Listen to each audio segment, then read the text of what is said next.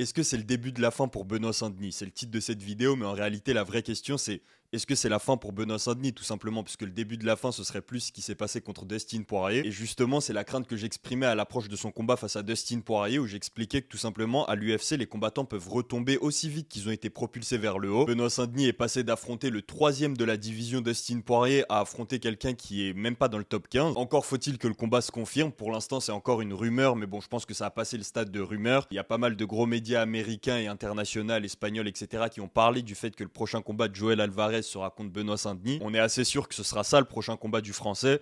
Et le moins qu'on puisse dire, c'est que c'est pas le combat le moins risqué. On sait que Benoît Saint-Denis n'allait pas affronter un combattant trop bien classé, qu'il est plus dans une quête de monter au classement, en tout cas pas pour l'instant. Il est juste dans une quête de rebondir de ses 2 défaites consécutives. Personnellement, je m'attendais plus à ce qu'il affronte un Benil Dariush, qui est lui aussi sur des défaites consécutives, ou peut-être même un Paddy Pimblett, qui est pas encore un lightweight confirmé dans le top 15, mais qui reste un lightweight dangereux, contre qui Benoît Saint-Denis pourrait vraiment se faire un nom.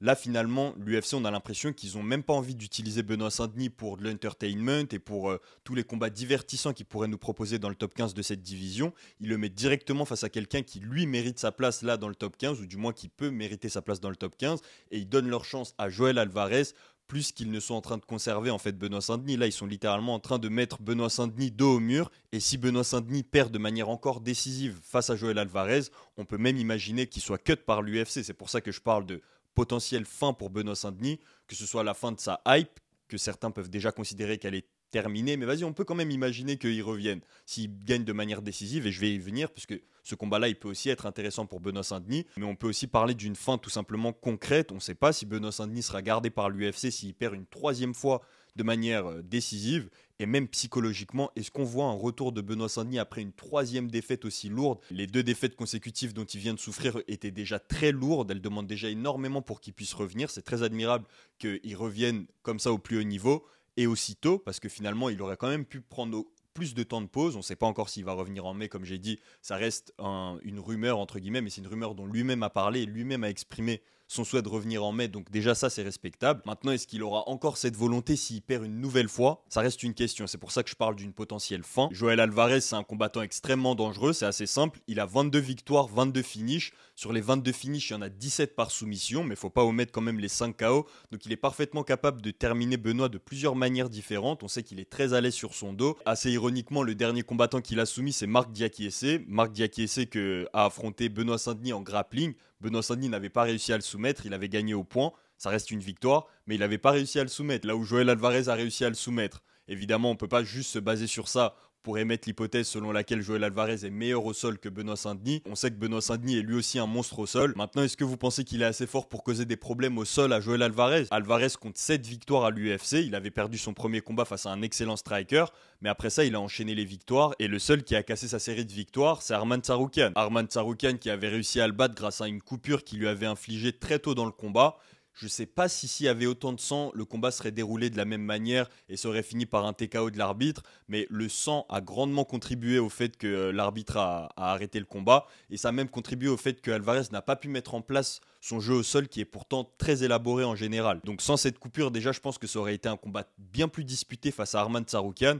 Et quand on voit jusqu'où est allé Arman Tsarukyan dans sa carrière, dans tous les cas, c'est pas un combattant à sous-estimer. Il a largement sa place dans le top 15, qui bat ou non BSD. BSD aurait pu choisir un combattant comme, je sais pas, Drew Dober, ou un autre combattant qui est tout simplement sur une série de défaites ou qui est en dehors du top 15 et qui a le niveau d'un combattant qui est en dehors du top 15. Mais là, en fait, BSD, il prendrait un test, mais qui irait dans la mauvaise direction. Je pense carrément que si BSD gagne ce combat, il pourrait gagner des places au classement, parce que même si Joel Alvarez n'est pas encore dans le top 15, les fans ne sont pas dupes et savent que c'est un combattant dangereux. Une victoire contre lui signifierait vraiment quelque chose, mais encore faudrait-il réussir à le battre. Là où c'est inquiétant pour Benoît Saint-Denis, c'est que Joel Alvarez, c'est un combattant qui adore se servir des phases de striking ou des takedowns de ses adversaires pour emmener le combat au sol et ensuite les finir. Une stat qui est assez intéressante pour le style de Joel Alvarez, c'est qu'il a 0 takedown à l'UFC. Il a jamais infligé un takedown, il a jamais même tenté un takedown, et pourtant il compte plusieurs soumissions. Et ce style de se servir des phases de striking pour ensuite faire des scrambles ou emmener le combat au sol tout simplement. C'est un style qui se marie bien avec celui de BSD. Allez voir le combat de Joel Alvarez face à Arman Tsarukyan et la manière dont il se retrouve au sol, ça va vous donner une bonne indication de ce que Joel Alvarez pourrait justement faire contre Benoît Saint-Denis. On se souvient que Benoît Saint-Denis, justement, quand il avait été emmené au sol face à Renato Moicano, c'était sur un middle. Les middle qu'il adore envoyer, il adore envoyer ses kicks, Benoît Saint-Denis, et on sait que les kicks, c'est quelque chose qui expose au risque de takedown. Et là, il serait pas seulement exposé au risque de takedown, il serait exposé au risque de soumission. Peu importe la position dans laquelle il sera face à Joel Alvarez, il devra toujours être à l'affût des soumissions. Et c'est pas comme si le game plan pouvait être aussi simple que garder le combat debout, parce que Joel Alvarez, c'est un combattant qui a énormément d'allonge pour la catégorie. Je crois qu'il fait 1m91 alors qu'il est en lightweight. C'est un des combattants les plus grands, si pas le combattant le plus grand de la catégorie. Donc ça va être difficile pour Benoît Saint-Denis, même debout, que ce soit de garder le combat à distance ou de réussir justement à casser la distance face à lui. Ce sera difficile pour Benoît Saint-Denis. On sait que Benoît Saint-Denis, c'est un striker assez rudimentaire. Il est dur, mais c'est pas forcément le plus technique. Il n'hésite pas à prendre des coups pour en mettre. Et justement, c'est dans ces phases un peu brouillon de striking que Joel Alvarez arrive souvent à trouver un moyen d'emmener le combat au sol, là où il est avantagé. Mais attention, comme je l'ai dit, Benoît Saint-Denis, ça reste un combattant qui a de grandes qualités au sol. On sait qu'il adore prendre le dos de ses adversaires. Il avait réussi à prendre le dos de Dustin Poirier. Donc si Benoît Saint-Denis arrive à trouver un moyen de terminer Joel Alvarez au sol, là, ça peut par contre être un vrai message envoyé à la catégorie. Un message tout simplement pour dire qu'il est encore là, que c'est encore un contender qui est dans la course, qu'il n'est pas à enterrer et qu'il n'est pas prêt à laisser sa place à d'autres contenders. Je rappelle qu'il est encore très jeune, il a 29 ans. De l'autre côté, Joel Alvarez a 31 ans. Les deux sont plus ou moins dans leur prime. Là où ça peut être difficile pour Benoît Saint-Denis, c'est qu'en fait, il a une carrière qui allait très vite. Donc c'est comme s'il avait déjà pas mal d'expérience. Il a déjà connu presque le meilleur de sa carrière et le pire. Donc c'est pas déconnant d'imaginer une fin de carrière anticipée pour Benoît Saint-Denis. Néanmoins, ça reste un combattant de 29 ans. Donc une victoire le remettrait vraiment dans la course. Et en fait, limite, ça nous ferait requalifier sa défaite face à Dustin Poirier. On parlerait juste d'une erreur de parcours, un peu comme Arman Tsarukyan qui a perdu très tôt face à Islam Makhachev, ou un peu comme Max Holloway qui avait perdu face à Conor McGregor, face à Dustin Poirier très tôt dans sa carrière. Mais on arrive très facilement à imaginer un bel avenir pour des combattants qui ont perdu très tôt dans leur carrière face à des superstars. Et c'est dans cette catégorie qu'on mettrait BSD s'il gagnait face à Joel Alvarez. Rajoutons à ça que c'est un petit duel européen, que Joel Alvarez vient d'Espagne. Il y a les frères Topuria qui sont en train de pousser pour que l'UFC ramène l'UFC tout simplement en Espagne. On sait qu'Ilia Topuria supplie l'UFC de faire un UFC au Santiago Bernabéu ou n'importe où en Espagne. Ça peut être que bénéfique pour l'UFC de voir une nouvelle star espagnole intégrer le top 15. Ça leur donnerait un nouvel élément à mettre sur une potentielle carte en Espagne. Là où du côté français, c'est bon, on a assez de combattants. Vous savez que j'aime bien regarder tout ce qui se passe à l'intérieur, mais aussi à l'extérieur de la cage.